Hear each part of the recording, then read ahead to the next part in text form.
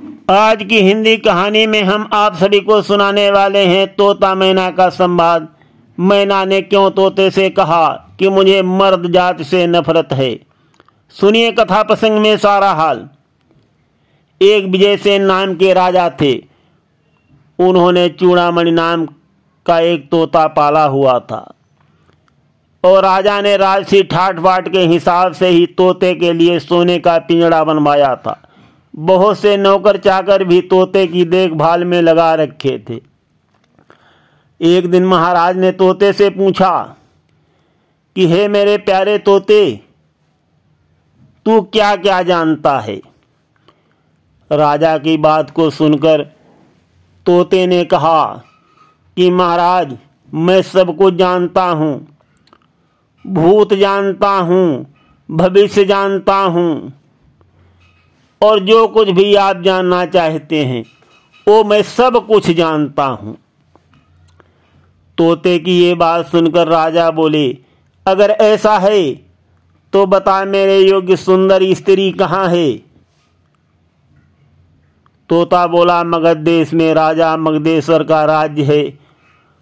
उनकी पुत्री का नाम चंद्रावती है। राजकुमारी चंद्रावती से तुम्हारा विवाह होगा। वो बहुत ही सुंदर, निपुण और सतोगुणी है। तोते ने पूर्ण आत्मविश्वास के साथ महाराज को ये बताया। तोते के मुख से ऐसा वचन सुनकर और उसकी सच्चाई को परखने के लिए राजा ने राज्य के योग्य पंडितों और ज्योतिषियों को बुलवाया और पूछा, आप सभी अपनी अपनी ज्योतिषी विद्या की गणना के द्वारा विचार करके बताइए कि मेरा शुभ विवाह किस कन्या के साथ में होगा। ज्योतिषियों व पंडितों ने विचार करके बताया कि राजन, चंद्रावती नाम की कन्या से आपका विवाह होगा। ये सुनकर राजा ने एक ब्राह्मण को बुलाया और उसे सब कुछ समझाकर कहा कि तुम मगध राज्य में जाओ और राजा मगधेश्वर से मेरा संदेश सुना दो कि मैं उनकी कन्या राजकुमारी चंद्रावती से विवाह करना चाहता हूँ। राजा का आदेश पाकर ब्राह्मण जो है वो मगध देश की ओर रवाना हो गया। और इधर राजकुमारी चंद्रावती ने भी एक मैना पाल रखी थी। उसका नाम मदन मंजरी था। एक दिन बात ही बात में राजकुमारी ने मैना से पूछा कि बोलो मेरी प्यारी मैना, मेरा विवाह किसके साथ होगा। राजकुमारी की बातों को सुनकर मदन मंजरी मैना बोली कि तुम्हारा विवाह भोग बेत्ता राजा के साथ में होगा। राजकुमारी और मैना में ये बातें चल ही रही थी। संयोग से उसी समय मगध के महाराज भी अपनी बेटी से मिलने के लिए उसके कक्ष में पधारे हुए थे और वो बाहर अपनी पुत्री और मैना की बातों को सुन रहे थे। जब उन्होंने सारी बातें सुन लिया तब वो उल्टे पैर चुपचाप वहां से लौटने लगे और मन ही मन सोचने लगे कि मेरी पुत्री जो है वो विवाह के योग्य हो गई है। अब मुझे उसके विवाह की बातें सोचनी चाहिए। मगधेश्वर के मन में ये विचार चल ही रहा था। उसी समय भोगबेत्ता राज से भेजा हुआ ब्राह्मण वहां आया और उसने अपने राजा का विवाह के प्रस्ताव का संदेश सुनाते हुए कहा कि राजन, हमारे राजा आपकी राजकुमारी चंद्रावती पर मुग्ध होकर उससे विवाह करना चाहते हैं। मगधेश्वर ने विवाह प्रस्ताव तुरंत स्वीकार कर लिया। फिर अपने ब्राह्मण को बुलाया और उसे टीका और सोने की चीजें उपहार स्वरूप सौंपकर भोगबेत्ता के आने वाले ब्राह्मण के साथ जाने का आदेश देकर कहा कि तुम हमारी ओर से राजा से विनती जाकर करना और तिलक देकर आओ। लौट कर आओगे तो शादी की तैयारी करेंगे। दोनों ब्राह्मण भोगबेत्ता के लिए रवाना हो गए। उनके भोगबेत्ता पहुंचने पर भोगबेत्ता के राजा ने दोनों ब्राह्मणों का उचित स्वागत और सत्कार किया। टीका स्वीकार कर लिया। बहुमूल्य उपहार देकर मगधेश्वर से आए ब्राह्मण को विदा कर दिया। शीघ्र ही राजा और राजकुमारी चंद्रावती का विवाह हो गया और वे दोनों सुखपूर्वक रहने लगे।